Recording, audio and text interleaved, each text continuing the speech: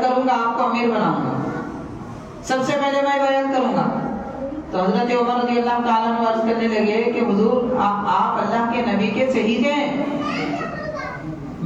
آپ میرے ہاتھ پہ کیسے بیعت کر سکتے ہیں؟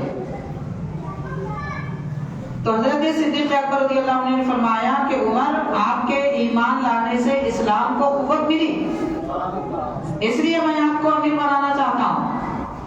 تو حضرت عمر نے فرمایا وہ سب اپنی جگہ، مگر سب سے افضل تو آپ ہیں۔ فاروق اعظم کے الفاظ ہیں، سب سے افضل تو آپ ہیں، اسی لیے خلیفہ آپ ہیں۔ یہ کہہ کر آپ نے ہاتھ بڑھایا اور پہلے بیعت کر لی اور کہا کہ میں آپ کو اپنا امیر مانتا ہوں۔ جتنے صحابہ وہاں موجود تھے، حضرت عبد الرحمن بن عوف، ابو عبیدہ بن جراح وغیرہ، یہ حضرات بھی ایمان لا لیے، آپ کے ہاتھ پر بیعت کر لیے، اور پھر اعلان ہوا سارے صحابہ کرام نے بیعت کر لی۔ حاضرین، حضرت عادت توڑ لیجئے، مگر آپ فرماتے ہیں مجھے اتنی فرصت نہیں ہے، میں پہلے ابو بکر سے بات کروں گا۔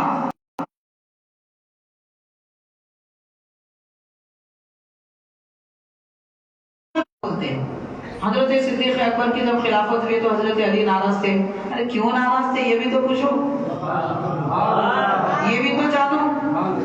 آدھی بات سنائیں گے، آدھی کھا جائیں گے۔ تو صدیق اکبر رضی اللہ تعالیٰ عنہ کے ہاتھ پر حضرت علی رضی اللہ تعالیٰ عنہ نے بیعت کی۔ بیعت کا مطلب کوئی کھیل نہیں ہے جناب، وعدہ کرنے کو بیعت کہتے ہیں، اور آدمی بیعت وعدہ ان سے کرتا ہے جن کو اپنا بڑا مانتا ہے۔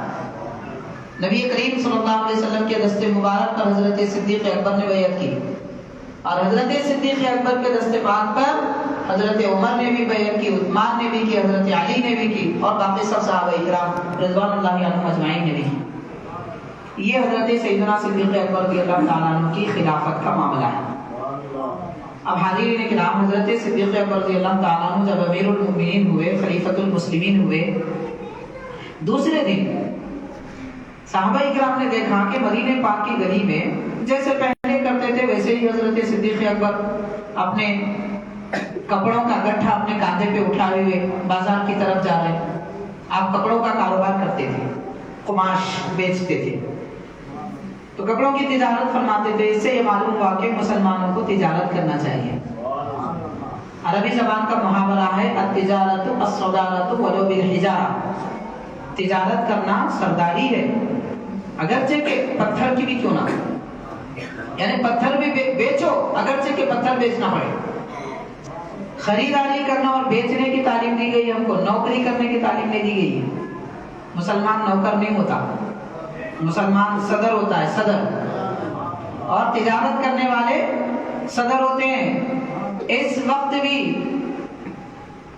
معیشت کے میدان میں، تجارت کے میدان میں مسلمانوں کو سب سے آگے رہنا چاہیے، مگر افسوس کچھ نہیں ہے۔ ہم جو کپڑا پہنتے ہیں کوئی غیر بناتا ہے، اس لیے ننگے کپڑے پہن لیتے ہیں، اپنے بچوں کو بھی اونچے اونچے کپڑے پہناتے ہیں، کمر کے اوپر پہلے بندر کو پہناتے تھے، آج بچوں کو پہنا رہے ہیں چھوٹے چھوٹے کپڑے، اور پھر جو نیچے جو پہنتے ہیں پینٹ یا پھر جو بھی چیز پہنتے ہیں وہ ٹخنوں کے نیچے جھاڑ رہے ہیں، بالکل سنت کے خلاف، بلکہ حرام ہے ایسا لباس پہن رہے ہیں۔ کیوں پہن رہے بھائی؟ اس لیے کہ کپڑا بنانے والا مسلمان نہیں ہے۔ مسلمان ہوتا تو مسلمانوں کو مد نظر رکھتے ہوئے، ان اللہ کے نبی کی تعلیم کو سامنے رکھتے ہوئے لباس بناتا۔ تو اس میدان میں مسلمانوں کو آگے آنا چاہیے۔ افسوس کی بات ہے کہ بڑے بڑے شو روم ہیں مسلمانوں کے، لیکن سارے کپڑے غیروں سے خرید کے لاتے ہیں، اور وہ بھی چھوٹے چھوٹے کپڑے، نہ بچوں کے کپڑے صحیح ہے نہ بچیوں کے کپڑے صحیح ہے، اب غیروں کے حوالے ہو چکے۔ صدیق اکبر رضی اللہ تعالیٰ عنہ پہلے بھی تجارت کرتے تھے، خلافت آپ کو منتخب کیا گیا خلافت کے لیے، جب بھی آپ نے تجارت کی، اپنے کاندھے پر کپڑوں کا گٹھا اٹھائے ہوئے جا رہے ہیں۔ صحابہ اکرام ملے، عشرہ مبشرہ میں سے 3-4 صحابہ اکرام، ان میں حضرت عمر رضی اللہ تعالیٰ عنہ بھی تھے۔ آپ نے کہا کہ اے امیر المؤمنین، آپ تجارت کریں گے تو قوم کو کون سنبھالے گا؟ مطلب یہ کہ آپ نے کسی کو لیڈر بنایا، چیف منسٹر بنایا، اور چیف منسٹر کیا کر رہا ہے؟ کاروبار میں لگا ہوا ہے، تو لوگ بولے کہ آپ کاروبار کریں گے تو ہم کو کون سنبھالے گا؟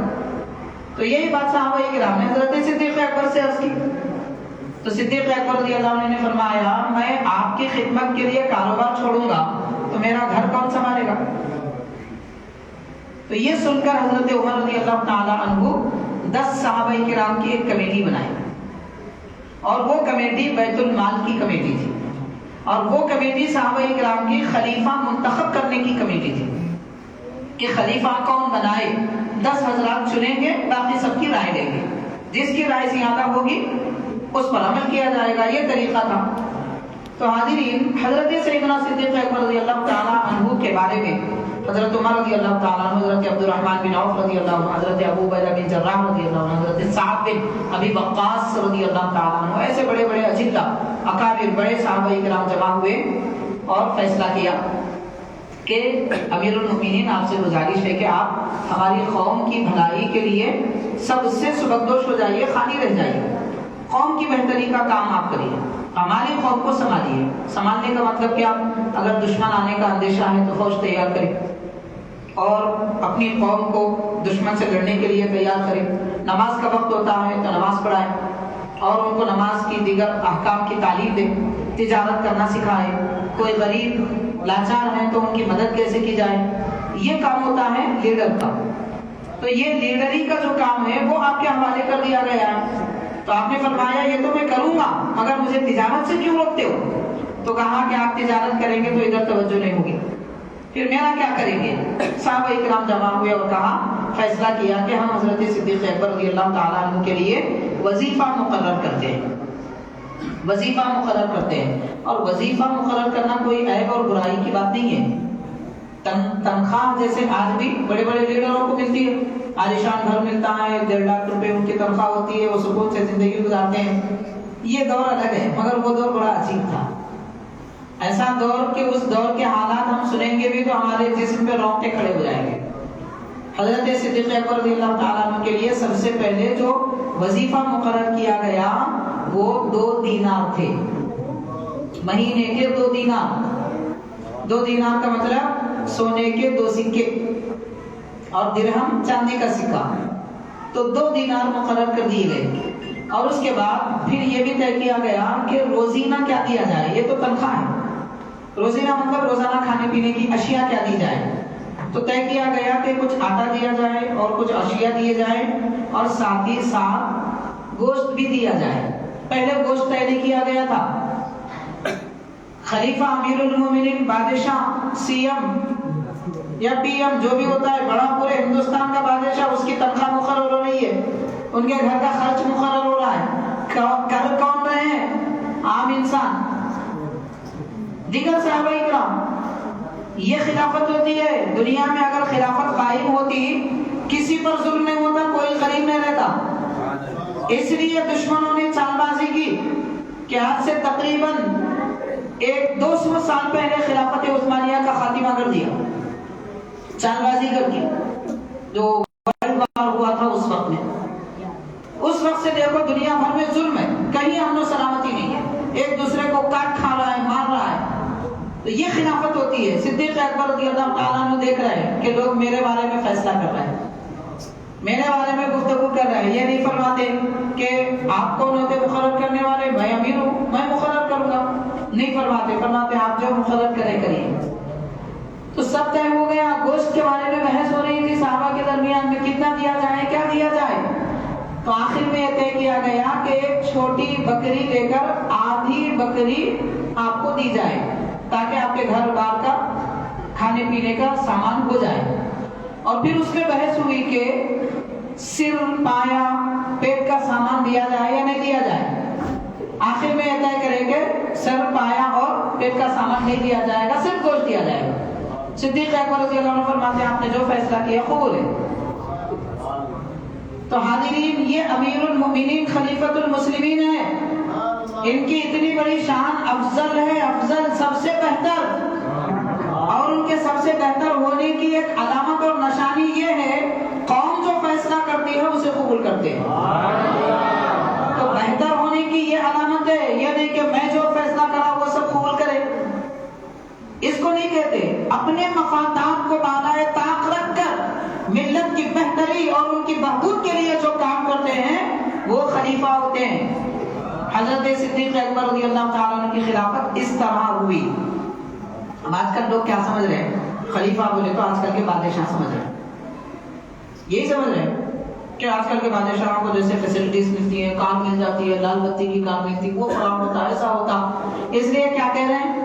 یہ کہہ رہے ہیں کہ ارے یہ سیٹ کے لیے، کرسی کے لیے صحابہ کرام اہل بیت لڑتے تھے. ان کو معلوم ہی نہیں ہے وہ خلافت کیا تھی.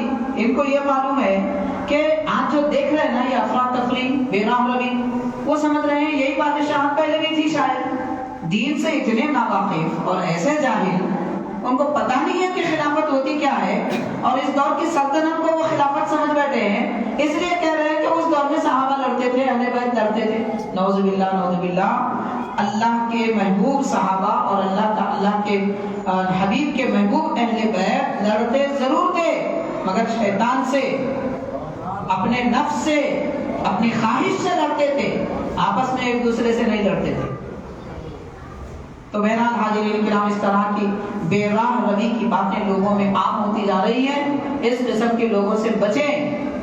آپ غور کریں، کوئی ہمارے ابا کے بارے میں بھی کہے ارے تمہارے ابا ان کو گالی دیے، تو ہم بولیں گے ہمارے گھر میں نے کبھی نہیں سنا ان کو گالی دیتے ہوئے، وہ کیسا گالی دے سکتے؟ یا یہ بولیں گے ہاں گالی دیے ہوں گے. بھائی کیا بولیں گے؟ کون مانے گا اپنے والد کو برا؟ باپ شرابی بھی اگر ہے تو کوئی بیٹا یہ نہیں بولتا میرا باپ شرابی ہے، کوئی بولے تو غصہ بھی آ جاتا ہے. تو غصہ آ رہا ہے، وہ نہیں تھے تو کیسا بولتے ہیں؟ کچھ نہیں تھے، ان کے اندر کوئی عیب نہیں تھا، کوئی برائی نہیں تھی. ان کے دلوں کو، صحابہ کرام اور اہل بیت کرام کے دلوں کو اللہ تبارک و تعالیٰ نے پاک کر دیا. سبحان اللہ. تو رب نے جن کے دلوں کو پاک کیا، ان کے دلوں میں دنیا کی محبت کہنے والے جھوٹے، ان کے دلوں میں نفرتیں ہیں کہنے والے جھوٹے، ان کے دلوں میں آپسی شکر رنجیاں، اختلافات تھے یہ کہنے والے جھوٹے. کیونکہ رب نے جن کے دلوں کو پاک کیا وہ پاک ہے. اب ہم یہ بات اتنی اہمیت سے کیوں کہہ رہے ہیں یہ بھی سمجھ لیجیے. مثال کے طور پر حاضرین، ہمارا ایمان قرآن مجید پر، احادیث شریفہ پر، اور قرآن کو حدیث نے ہم کو بتایا اللہ ایک ہے، آسمان سے کتابیں نازل ہوئی، مرنے کے بعد حساب و کتاب ہوگا، پل صراط سے گزرنا ہوگا، وغیرہ وغیرہ. جتنے بھی عقیدے ہیں، یہ سب عقیدے، یہ سب دین، یہ سب اسلام، یہ نماز پڑھنے کے طریقے، یہ زکوٰۃ کے طریقے، یہ سب بتائے کس نے؟ سرکار دو عالم صلی اللہ علیہ وسلم نے. کن کو بتایا؟ صحابہ کرام کو. تو صحابہ ہی ہماری نظر میں برے ہو جائیں تو پھر اسلام کہاں رہے گا؟ تو یہ دین کے دشمن ہیں، یہ ہمارے دلوں سے اسلام کی عمارت ڈھا دینا چاہتے ہیں. اس لیے ان کی نفرتیں دلوں میں بٹھانا چاہتے ہیں، ان کے متعلق برائیاں پیدا کرنا چاہتے ہیں. ہماری گلی میں دو لوگ لڑ لیتے ہیں زیادہ تو ہم بولتے ہیں کیا لڑاکو لوگ ہیں. پھر نعوذ باللہ، اللہ کے نبی نے جن کی تربیت فرمائی ان کے بارے میں لوگ بکواس کریں تو ہم کیسے مانیں گے؟ ان پر تو ہمارا ایمان ہے، ہمارے ایمان کا دار و مدار ہے، قرآن کا دار و مدار ہے. اگر صحابہ کو کوئی برا مانے گا تو قرآن بھی ہمارے دل سے اتر جائے گا. اس لیے کہ قرآن کی صداقت اور سچائی صحابہ کرام کے بتانے پر ہے، ورنہ قرآن کہاں ہے، حدیث کہاں ہے، دین کہاں ہے، اسلام کہاں ہے؟ تو سمجھنے کی بات ہے. یہ افراتفری، بے راہ روی کی باتوں میں مت جائیے. سوشل میڈیا پہ 24 گھنٹے لوگ رہتے ہیں، جو ویڈیو آیا اچھا دکھا، شیئر کر دیے، کسی کو پاس کر دیے. یہ سب غلط فہمی کی باتیں ہیں. دین اتنا سستا اور آسان نہیں ہے کہ آپ کو سوشل میڈیا پہ مل جائے گا. اتنا آسان اور اتنا سستا نہیں ہے جناب. دین حاصل کرنے کے لیے ہمارے اکابر علماء نے پانی جیسی دال کھا کے زندگی گزاری ہے، اور 3 دن تک بھوکے رہے. یہ دین سیکھنے کے لیے انہوں نے اپنی زندگیاں قربان کر دی. ہم کمائی کرنے کے لیے دن میں ایک مرتبہ کھانا نہیں کھائے تو پریشان ہو جاتے، اور وہ دین سیکھنے کے لیے اپنی عمریں گزار دی، تب جا کے ہم کو دین حفاظت کے ساتھ ملا ہے. اس لیے اپنے دین کی حفاظت کیجیے، ہر بولنے والے کی بات نہیں سننا. اور ایک بنیادی بات یاد رکھیے، ہمارے دین کی بنیاد خیر، اچھائی، اچھا بولنے، اچھا دیکھنے، اچھا سننے پر ہے. ہمارے دین میں گالی گلوچ نہیں سکھایا جاتا، ہمارے دین میں بدگمانی نہیں سکھائی جاتی، ہمارے دین میں کسی کے پیٹھ پیچھے برائی نہیں سکھائی جاتی. یہ تو حرام ہے، گناہ کبیرہ ہے۔ حضرت بانی جامع نظامیہ شیخ الاسلام امام انوار اللہ فاروقی رحمۃ اللہ علیہ ارشاد فرماتے ہیں کہ حدیث پاک میں آتا ہے کوئی عام مسلمان کسی مسلمان کو گالی دے تو گناہ کبیرہ ہے، پھر 1400 سال کے بعد والا صحابہ کو اہل بیت کو گالی دے کتنا بڑا گناہ ہوگا۔ ہمارے دین میں تو برا کہنے کا تصور ہی نہیں ہے۔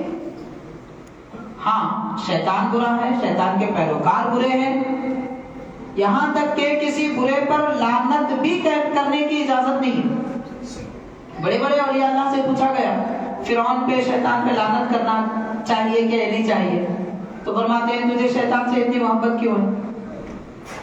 لوگوں نے کہا ہم لعنت کی بات کر رہے ہیں، تو بزرگ نے فرمایا اگر تجھے شیطان سے محبت نہیں ہوتی تو شیطان کا نام ہی نہیں لیتا۔ لعنت سے لے کسی اور بات سے لے، نام لے کیوں رہا ہے؟ اگر تجھے اللہ تعالیٰ سے محبت ہوتی تو بس اللہ اللہ کرتا رہتا، تو شیطان کو یاد ہی کیوں کرتا ہے بھائی؟ محبت ہے خالق کائنات سے تو اللہ کو یاد کرو۔ اتنا ادب ہم کو سکھایا گیا ہے، لیکن اب بے ادبی اتنی زیادہ ہو چکی ہے کہ بس اللہ بچائے۔ بہرحال حاضرین، حضرت سیدنا ابو بکر صدیق رضی اللہ تعالیٰ عنہ کا یہ مقام اور مرتبہ ہے، تقویٰ پرہیزگاری دیکھیے۔ اب اس سے اور ایک بات میں آپ کو آگے بڑھ کے سناؤں گا۔ حضرت صدیق اکبر رضی اللہ تعالیٰ عنہ کے دور خلافت، جو آپ کا دور خلافت تھا وہ قریب 2 سال 5 مہینے اور چند دن تھا۔ 2 سال 5 مہینے چند دن، 2.5 سال کہہ سکتے۔ تو 2.5 سال کے عرصے میں کتنے بڑے بڑے کارنامے آپ نے انجام دیے، صرف 2.5 سال کے عرصے میں۔ نبی کریم صلی اللہ علیہ وسلم کے وصال مبارک کے بعد جب یہ خبر پھیل گئی کہ حضور دنیا سے تشریف لے جا چکے ہیں، تو جو نام و نمود کے دنیا کے مفاد کی خاطر ایمان لائے تھے، ظاہر کرے تھے، ایمان نہیں لائے تھے، اپنے آپ کو مسلمان ظاہر کرے تھے، اس طرح کے کئی لوگوں نے دین سے بیزار ہو گئے اور وہ دین سے پھر گئے۔ مرتد ان کو کہتے ہیں، وہ کہنے لگے اب ہم اسلام کو نہیں مانتے، نبی ہی نہیں ہے تو ہم کیوں مانیں۔ صدیق اکبر رضی اللہ تعالیٰ عنہ خلیفہ بنتے ہی اعلان کر دیے وہ جو دین سے پھر گئے ہیں ان سے جنگ کرنے کے لیے تیار ہو جاؤ۔ کتنے صحابہ کرام ہیں؟ انتہائی کم تعداد ہے صحابہ کرام کی، دور دراز میں بہت سارے حضرات تھے، اور دوسری طرف ادھر ایک تو بے دینوں کی ایک جماعت نکل گئی، دین سے پھر گئے، دوسری طرف بعض لوگوں نے کہا ہم زکات نہیں دیتے، اور اسی درمیان میں 2 بدبختوں نے حضور پاک صلی اللہ علیہ وسلم کے وصال کے بعد خود نبی ہونے کا دعویٰ کیا، مسیلمہ کذاب اور سجاح نامی ایک شخص، تو یہ دونوں ایسا دعویٰ کیا۔ اس طرح فتنے ایک کے بعد ایک اٹھنے لگے۔ صدیق اکبر رضی اللہ تعالیٰ عنہ نے، جیسے آج دنیا حکمت پالیسی کہتی ہے، حکمت سے کام کرنا چاہیے، جلدی جوش میں نہیں آنا چاہیے جوش میں، اور جوش میں آ کر غلط فیصلے نہیں کرنا چاہیے، جوش میں آ کر اچھے فیصلے کرنا چاہیے۔ جوش میں آنا برا نہیں ہے، جوش میں آ کے غلط قدم اٹھانا برا ہے، اچھے فیصلے کرنا بہت اچھا ہے۔ حضرت صدیق اکبر رضی اللہ تعالیٰ نے فرمایا ان کے لیے جنگ کی تیاری کرو۔ کوئی صحابی نہیں مانے اور کہا کہ یہ نہیں ہو سکتا حضرت، آپ امیر المؤمنین ہیں، کیسا ہو سکتا ہے؟ نہ ہمارے پاس اتنی قوت ہے، نہ اتنے لوگوں سے ہم لڑ سکتے ہیں، اور اب صدمہ اتنا بڑا ہے کہ پیارے آقا اس وقت جلوہ افروز نہیں ہے، پھر ہم کیسے لڑیں گے؟ پھر حضور پاک صلی اللہ علیہ وسلم نے ایک 17 سالہ نوجوان حضرت اسامہ بن زید رضی اللہ تعالیٰ عنہ کے ساتھ میں ایک بڑے لشکر کو دین کے دشمنوں سے لڑنے کے لیے پہلے حضور نے بھیج دیا تھا۔ تو لشکر بھی ہمارے پاس نہیں ہے، جو تیار رہتے ہیں میدان جنگ میں لڑنے کے لیے وہ بھی نہیں ہے، یہ سب عوام ہے، آپ عوام کو لے کے کیسے لڑیں گے؟ آپ فرماتے ہیں کہ یا تو آپ میرے ساتھ چلو، اگر آپ نہیں چلتے تو میں اکیلا چلا جاؤں گا، مگر میں یہ زکات کا انکار کرنے والوں سے لڑوں گا، دین سے جو پھر گئے ہیں جب تک کہ وہ دین میں پھر داخل نہ ہو جائے ان سے بھی لڑوں گا۔ تو اکیلے نکل گئے حضرت صدیق اکبر رضی اللہ تعالیٰ، یہ دیکھ کر باقی صحابہ اکرام بھی تیار ہو کر ساتھ ہو گئے کہ آپ اکیلے مت جائیے۔ یہاں پر حضرت بانی جامع نظامیہ شیخ الاسلام علیہ رحمۃ الرضوان ارشاد فرماتے ہیں سب سے زیادہ حضرت صدیق اکبر رضی اللہ تعالیٰ عنہ کے پیش نظر بس ایک ہی بات تھی کہ میرے نبی نے جو فرمایا بس اس پر عمل کیا جائے، نبی کی سنت، نبی کا طریقہ سب سے بہتر۔ ہماری عقل کو یہاں نہیں لڑانا چاہیے، ہم یہ نہ دیکھیں کہ ہم کمزور ہیں، ہم یہ نہ دیکھیں کہ ہم فلاں ہیں، یہ دیکھیں کہ زکات کا انکار کرنے پر لڑائی کا حکم ملا ہے، ہاں ملا ہے، بس دین سے جو پھر جاتے ہیں ان کو سزا دینے کا حکم ہے تو بس سزا دو. یہ مت دیکھو کہ ہم کم ہیں یا زیادہ ہیں. اللہ کے نبی کے حکم پر قائم رہنے کا نام دین ہے. سارے صحابہ کہہ رہے ہیں حکمت نہیں ہے, آپ فرماتے ہیں سنت ہے. تو حاضرین, سنت کا دامن کبھی اپنے ہاتھ سے نہیں چھوڑنا چاہیے. حضرت صدیق اکبر رضی اللہ تعالیٰ عنہ ابھی خلیفہ ہوئے ہیں مگر یہ فیصلے لے رہے ہیں. اب جیسے مثال کے طور پر اس وقت کے جو بھی ذمہ دار ہیں, چیف منسٹر, جو گارنٹیز قوم کو دیے تھے, اگر وہ نہیں کریں گے لوگ شروع ہو جائیں گے ان کے خلاف. ہوں گے نہیں ہوں گے؟ قوم کو مطمئن کرنے کے لیے ان کی طرفداری لینا ضروری ہوتا ہے. صدیق اکبر نے کبھی کسی کی طرفداری نہیں دی. وہ یہ چاہتے تھے کہ میرا رب کیا فرماتا ہے, میرے رسول کیا فرماتے ہیں. اب رہی یہ بات کہ باقی صحابہ اکرام کیا خلاف چل رہے تھے, وہ خلاف نہیں چل رہے تھے, وہ بھی دین کی حفاظت کی ہی بات کر رہے تھے, مگر راستہ دونوں کا الگ الگ تھا. صدیق اکبر جو راستے پہ چل رہے ہیں وہ نبی کی سنت کا راستہ تھا. دیگر صحابہ اکرام جو راستے پہ چل رہے تھے وہ ان کی حکمت کا, عقل کا راستہ تھا. تو آپ فرما رہے ہیں اپنی عقل پہ مت چلو, حکمت پر مت چلو, نبی کی سنت پر چلو. یہ بہترین فیصلہ تھا اس وقت. حضرت صدیق اکبر رضی اللہ تعالیٰ عنہ کی فراست, دوراندیشی, عقل مندی کا یہاں سے پتہ چلتا ہے, اور دین پر استقامت کیا ہوتی ہے یہ معلوم ہوتا ہے. اسی لیے حضرت بانی جامع نظامیہ رحمۃ اللہ علیہ نے لکھا ہے, حضور نبی کریم صلی اللہ علیہ وسلم کے سچے جانشین حضرت ابوبکر صدیق رضی اللہ عنہ. کیونکہ جانشین جو ہوتے ہیں وہ کرتے کیا ہیں, اپنے مرشد, اپنے استاد کے طریقے پہ چلتے ہیں. صدیق اکبر بس اللہ کے نبی کے طریقے پر چلے.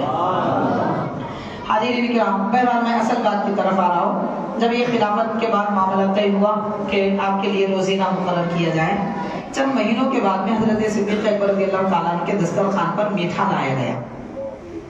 آپ کی اہلیہ محترمہ نے پیش کیا تو آپ نے فرمایا کہ یہ میٹھا ہمارے گھر میں کیسے آیا. تو اہلیہ محترمہ نے کہا کہ حضرت میں نے بنایا ہے. تو فرماتے ہیں کہ پھر آپ کے پاس پیسے کہاں سے آئے میٹھا بنانے کے؟ ہم کو تو بیت المال سے 2 درہم ملتے ہیں, 2 دینار ملتے ہیں. تو وہ 2 دینار میں مہینے بھر کا خرچ اور یہ میٹھا نہیں بن سکتا, پھر آپ کہاں سے بنائیں؟ وہ کہتے ہیں کہ آپ خرچ کے لیے جو پیسے دیتے تھے میں بچت کر کر کے اتنے مہینے کے بعد میں یہ میٹھا بنا سکی, کیونکہ آپ کو یہ میٹھا بہت پسند ہے, اس لیے آپ کی پسند کی خاطر بنائی. تو حضرت صدیق اکبر رضی اللہ عنہ فرماتے ہیں میری پسند بعد میں, پہلے ہم یہ میٹھے کا خاتمہ کر دیتے ہیں. چنانچہ آپ کاغذ قلم منگاتے ہیں اور بیت المال کے جو ذمہ دار صحابہ اکرام تھے عشرہ مبشرہ کے, ان کو لکھ بھیجتے ہیں کہ 2 مہینے میں 1 مرتبہ جو میٹھا بن سکتا ہے اس کی قیمت جو بھی تھی اس وقت درہم یعنی چاندی کے سکے, سونے کے سکے کے اندر چاندی کے سکے بنتے ہیں, تو چاندی کے سکے اتنے درہم کم کر دیں کہ 2 مہینے کے بعد ہمارے گھر میں یہ درہم کی بچت نہ ہو تو میٹھا بن رہا ہے, تو میٹھے کی ہم کو ہمارے گھرانے کو ضرورت نہیں ہے. اتنے درہم ہمارے 2 دینار میں سے کم کر کے ہم کو بیت المال سے تنخواہ دی جائے, کیونکہ یہ قوم کا پیسہ ہے اور ہم قوم کی خدمت کرنے والے ہیں. ہم کو حکم اجازت نہیں ہے کہ ہم ضرورت سے زیادہ استعمال کریں. جو ضرورت کی چیز ہے وہ بیت المال سے مل رہا ہے, یہ میٹھا ضرورت نہیں ہے. تو غور کیجئے, آج میٹھے کھا کھا کے لوگ خوش ہونے والے, صدیق اکبر رضی اللہ تعالیٰ عنہ کی طرز زندگی اختیار کیجئے, پتہ چلے گا. اسراف شادیوں میں, کھانوں کا اسراف, دولت کا اسراف اور ڈیکوریشن کا اسراف, شادی خانوں کا اسراف, کتنی زیادتی کریں گے, کتنی زیادتی کریں گے. آج یہ قوم اگر شادیوں میں جو پیسہ خرچ کر رہی ہے اس کی بچت کر لیتی, مان لیجئے حیدرآباد تو پورا حیدرآباد امیر رہتا, کوئی غریب نہیں رہتا, صرف شادیوں کے خرچ کی بچت کر لیتی. کیونکہ ایک باپ اپنی زندگی کے 18-20 سال کی کمائی ایک بیٹی کی شادی میں لگا دیتا ہے. کیوں؟ دکھاوا, صرف دکھاوا, اور کوئی بات نہیں ہے. ہم چھوٹا شادی خانہ لیے تو رشتہ دار کیا بولیں گے, پکوان 12 قسم کا ہونا چاہیے, نہیں تو لوگ کیا سمجھیں گے, ڈیکوریشن ایسا ہونا چاہیے, 1 مرتبہ تو شادی ہوتی ہے, کون کہہ رہا ہے بار بار کرو, ایک ہی بار شادی ہوتی ہے, اس لیے پیسے کی بچت کرو. ایک ہی بار ہوتی ہے شادی, اس لیے تو پیسوں کی بچت کرو تاکہ آپ کے دوسرے بچوں کی شادی بھی کر سکیں. لیکن افسوس کی بات ہے, یہاں دیکھیے پرہیزگاری, تقویٰ, توکل کیا ہوتا ہے, بچت کس کو کہتے ہیں. کنجوسی اچھی نہیں ہے, میں کنجوسی کی دعوت نہیں دے رہا ہوں, بچت کی بات کر رہا ہوں. فضول خرچی اور کنجوسی دونوں برے، لیکن بچت اچھی چیز ہے۔ کہتے کس کو ہے بچت؟ اور بخالت کیا ہے؟ جہاں ضرورت ہو وہاں خرچ نہ کرنا بخالت ہے، اور ضرورت سے زیادہ خرچ کرنا اسراف ہے، فضول خرچی ہے۔ یہ دونوں کے درمیان میں جو معاملہ ہوتا ہے وہ بچت ہے۔ تو حاضرین، حضرت صدیق اکبر رضی اللہ تعالیٰ عنہ اتنی احتیاط اپنی زندگی میں فرمایا کرتے، ایسی افضل ترین ذات پاک ہے۔ آپ کے متعلق حضور نبی کریم صلی اللہ علیہ وسلم نے بڑی فضیلتیں بیان فرمائی ہیں۔ ان میں سے ایک فضیلت حضور نے یہ ارشاد فرمائی کہ دنیا میں نے کسی کو اپنا گہرا دوست نہیں بنایا سوائے اللہ تعالیٰ کے۔ اس کو کہتے ہیں خلیل، حضرت ابراہیم خلیل اللہ۔ حضرت ابراہیم اللہ کے خلیل ہے، اور اللہ تعالیٰ ہمارے نبی کا خلیل ہے۔ یعنی اللہ تعالیٰ حضرت ابراہیم علیہ السلام کو خلیل بنایا تو سرکار نے اپنا خلیل رب کو بنایا، اور ہمارے آقا اللہ کے حبیب ہیں، ہمارے آقا اللہ کے حبیب ہیں۔ خلیل کا درجہ اس سے بڑھ کر حبیب کا درجہ ہوتا ہے۔ خلیل سب سے اونچا مقام ہے ماشاءاللہ، وہ تو نبی ہے حضرت ابراہیم علیہ السلام، ان کے قدموں کی دھول کے برابر بھی کوئی قوم نہیں ہو سکتی، لیکن حبیب کا درجہ خلیل سے بھی بہتر ہے۔ اس کے متعلق ہمارے اکابر بزرگوں نے بہت لکھا ہے، 10 صفحے اس پر لکھے کہ خلیل سے حبیب کیسے بہتر ہے۔ ایک مثال میں آپ کو دوں گا، زیادہ باتیں۔ حاضرین، فرمایا خلیل وہ ہوتا ہے جو عرض کرتا ہے پروردگار کہ میری قوم میں، میری اولاد میں میرا نام باقی رکھ۔ حضرت ابراہیم علیہ السلام نے دعا کی تھی کہ پروردگار میری اولاد میں، میری قوم میں میرا نام باقی رکھ۔ یہ خلیل ہوتے ہیں، اور حبیب کون ہوتے ہیں؟ ان کے بارے میں اللہ تعالیٰ خود فرماتا ہے ہم نے اے نبی آپ کا ذکر بلند کر دیا۔ تو خلیل ذکر باقی رہنے کی دعا کر رہے ہیں، حبیب سے رب فرما رہا ہے کہ ہم نے آپ کا ذکر بلند کر دیا۔ ایسے 10 صفحے کے فرق لکھے، 10 صفحات کے فرق ہمارے اکابر بزرگوں نے لکھا ہے۔ تو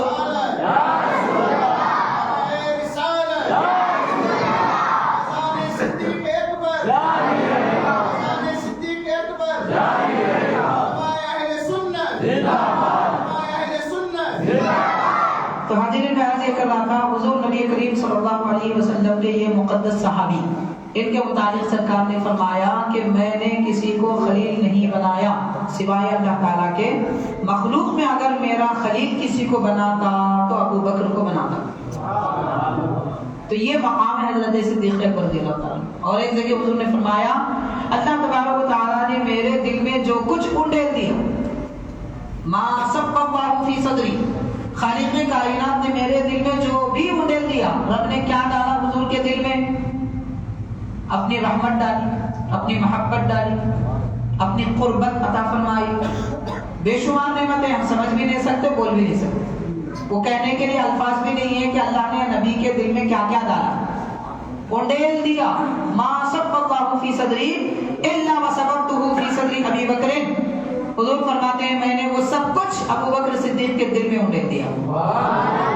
یعنی رب کی دی ہوئی رحمتیں نبی کے سینے سے صدیق اکبر کے سینے میں، رب کی دی ہوئی محبتیں، رب نے جو حضور کو اپنی محبت دی، وہ محبت سرکار نے اپنے خلیل اور اپنے محبوب حضرت صدیق اکبر کے دل میں انڈیل دی۔ اور بات انڈیلی ڈالی نہیں، انڈیل دینا کس کو کہتے ہیں؟ کوئی چیز ہے تو الٹا کر دینا، یعنی سب ڈال دینا۔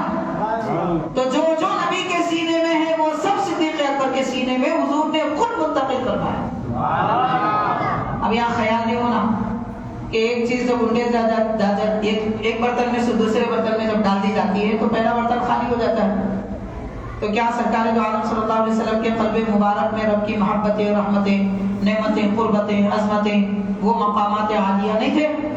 یہاں بات ایسی نہیں ہے، یہاں ایسی بات ہے جیسا کہ میں آپ کو مثال دے کر بتانا چاہوں گا۔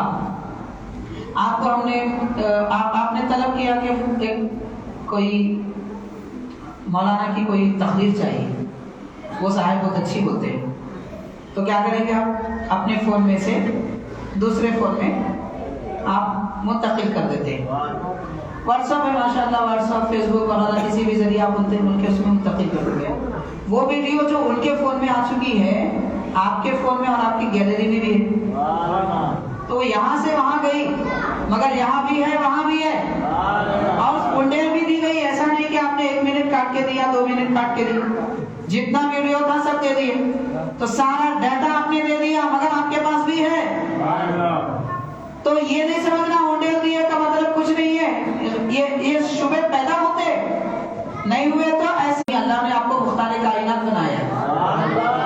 لیکن سرکار کی محبت دیکھیے یہ فرمان ہے. تو خیر ہم اس کے لفظ کا ترجمہ دوسرا کر لیتے ہیں تاکہ ہماری زبان سے بے ادبی نہ ہو جائے. نبی کریم صلی اللہ علیہ وسلم نے فرمایا ابو بکر کی ذات اور ان کے مال نے میری اور اسلام کی جتنی خدمت کی ہے کسی نے ایسی خدمت نہیں کی.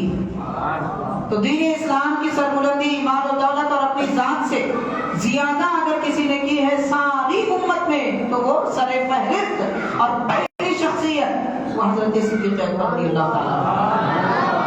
اور یہ بھی نبی پاک مکہ سے پہلے والے الگ بعد والے الگ.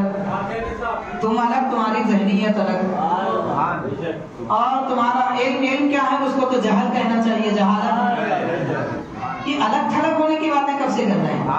1400 سال میں کسی نے نہیں کہا آج تک. میں دعوے کے ساتھ کہہ رہا ہوں میری بات کو کوئی جھٹلا سکتا تو جھٹلا کے بتائے.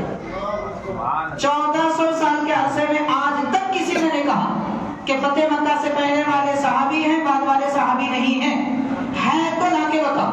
میں دعویٰ کر رہا ہوں یہ اسلام کے لیے لوگوں کی بھلائی کے لیے حضرت فاروق اعظم اپنے دور خلافت میں آٹے کا تھیلا اٹھا کر 6 میل دور جا کے غریبوں کو دے کے آیا کرتے تھے. ان کی بہت مصروفیتیں تھی مگر ان مصروفیتوں میں بھی اہل بیت کو انہوں نے کبھی فراموش نہیں کیا.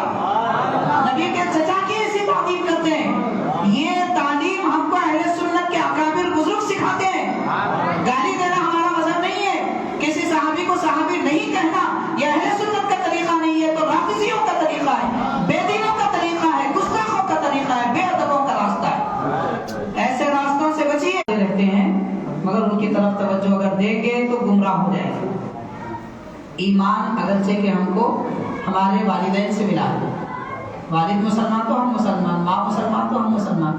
وہی ہماری مائیں ہیں ماشاءاللہ راتوں میں بھی ہم کو کلمہ پڑھ کے سناتی تھی. وہی ہماری مائیں ہیں جو اللہ کے رسول کی محبت دل میں بسائی. ورنہ ہم کہاں کے مسلمان جناب. ماں باپ کی قدر کرنا چاہیے. سب سے بڑی دولت ایمان بھی ملی ہے ماں باپ سے ہم کو ملی ہے. سب سیکھے بعد میں عالم بنے مفتی بنے جو بھی بنے سب بعد میں بنے بلکہ ادھر ہٹ گئے.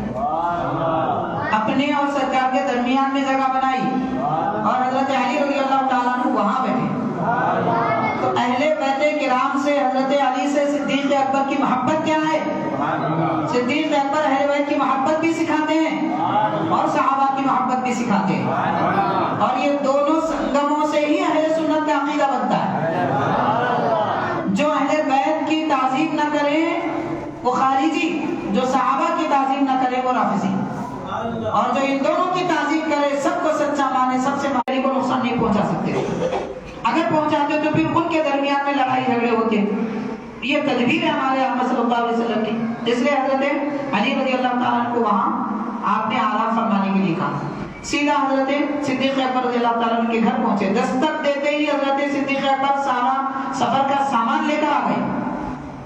سرکار نے فرمایا ابو بکر میں نے جانے کے لیے تو آج نہیں کہا تھا, پھر آپ تیار کیسے ہیں؟ عرض کرتے ہیں حضور جس دن آپ نے فرمایا تھا کہ ساتھ چلنا ہے میں تبھی سے تیار ہوں. ہر رات میں انتظار کرتا ہوں کہ میرے نبی کب تشریف کرتے ہیں حضور کے, کبھی پیچھے چلتے ہیں. سرکار نے فرمایا ابو بکر ایک راستے سے ایک طریقے سے چلو, کبھی آگے پیچھے کیوں ہوتے ہیں؟ عرض کرتے ہیں حضور مجھے خوف ہوتا ہے کہیں دشمن سامنے سے نہ آ جائے تو میں سامنے آ جاتا ہوں کہ اگر کچھ نقصان ہو تو پہلے مجھے ہو جائے. پھر پیچھے خیال آتا ہے شاید دشمن یہاں آ جائے گا تو میں پیچھے ہو جاتا ہوں. اور یہ بھی بتایا جاتا ہے آپ کی سیرت کی کتابوں میں لکھا ہے غار ثور جو پہاڑ ہے وہ تقریباً 5 یا 6 گنا بڑھ کر غار ہرا سے بڑھ کے اونچا ہے. غار ہرا کتنا اونچا ہے؟ ماشاءاللہ حیدرآباد کے سمجھانا بہت آسان ہے. پہاڑی شریف کے 365 سیڑھیاں, تو پہاڑی شریف کے 10 گنا بڑھ کے غار ہرا ہے. عرض کیا پیارے آقا سے حضور آپ زحمت نہ فرمائیں آپ سیڑھیاں نہ چڑھیے. پھر حضرت صدیق اکبر کوئی موٹی تازی شخصیت نہیں تھی,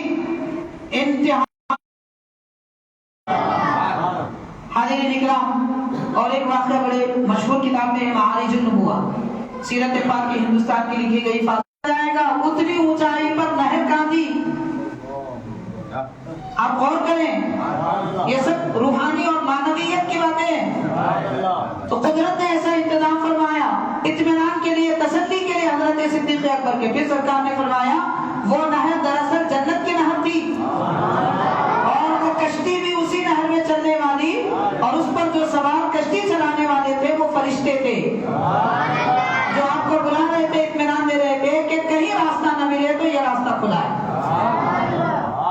تو حاضرین کرام، حضرت صدیق اکبر رضی اللہ تعالی عنہ نبی پاک علیہ الصلوۃ والسلام کی خدمت میں سب سے زیادہ رہے، کوئی ایک بھی ساتھ ہے.